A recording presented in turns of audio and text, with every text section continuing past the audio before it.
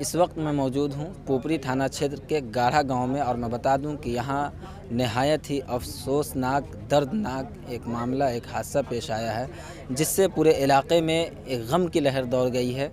और वो मामला ये है, वो हादसा ये है, वो घटना ये है कि एक 12 साला बच्चा जिसका नाम रहमतुल्लाह वल्द अमानुल्लाह बताया जा रहा है, जो गाढ़ा गाँव का निवासी था, गाढ़ा गाँव का रहने वाला था।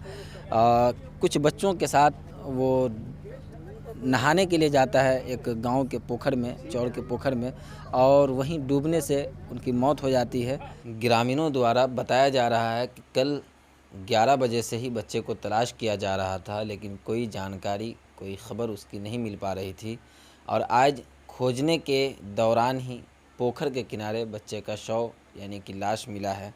खैर, यहीं इस गांव के मुखिया और साबिक मुखिया तमाम यहाँ मौजूद हैं, उनसे हम बात करेंगे और कुछ गांव के सदस्य से ही बात करेंगे कि किस तरीके से ये घटना पेश आया है, किस तरीके से ये मामला पेश आया है। तो ये तमाम बातें जानने की कोशिश करेंगे। लगभग 10 साल का बच्चा था, कल 11 बजे से गायब है। कल से ही खोजी तलाशी हो रहा है, हर तरफ लोग खोज रहे हैं। आज लगभग 2 बजे पोखर है, वहाँ हम लोग पहुँचे हैं तो वहीं बच्चा डूबा हुआ मिला है। कल जो है 11 बजे से बच्चा जो है मतलब उसकी खोजबीन जारी है, मगर खोजने में बहुत दिन रात लोग खोजा, परेशानी हुई मगर नहीं मिला। आज 2 बजे पता चला कि पोखर है, उस पोखर में नहाने गया था, उसी क्रम में वो डूब गया। जो डेड बॉडी आई 2 बजे के करीब मिली।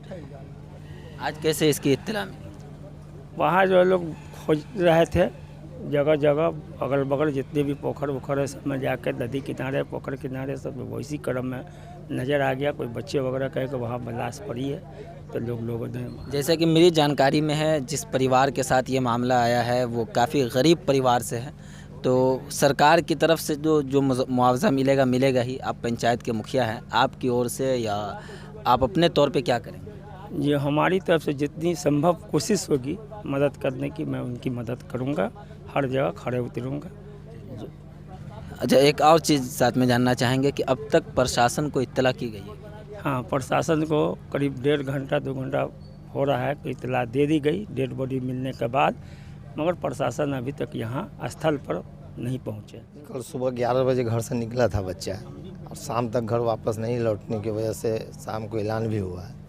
आप ये बताइए कि अब जो हादसा होना था वो हो गया, अब आप लोगों की तरफ से क्या कोशिश की जाएगी? कोशिश ये है कि प्रशासन यहाँ आवे, हल्का कर्मचारी सब आए हुए हैं, सब लोग यहाँ पर बैठे हुए हैं, प्रशासन का इंतज़ार हो रहा है, वो आवेंगे और उसका जो सरकारी जो ऐलान है उचित मुआवजा मिलनी चाहिए। और मुखिया जी से भी मांग करेंगे कि अपने निजी कोष से जो भी हो सकता है, बहुत गरीब परिवार है, उसको दिया जाए।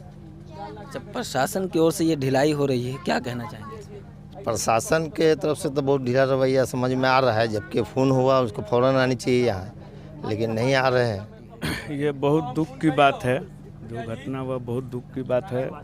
बहुत गरीब परिवार है जिसको जो है 11 बजे से सब लोग जो है पूरे मोहल्ला पूरे गांव के लोग खोज रहे थे और आज जो है 1:30 से 2 बजे तक 2 बजे के मतलब पता चला जो है लोग खोज रहे थे पोखर में, नदी में, नाला में, सब तो लोग खोज रहे थे। तो पता चला कि पोखर में जो है जो वहाँ से सब लोग जा कर के निकाल के लेकर के आए जो है से।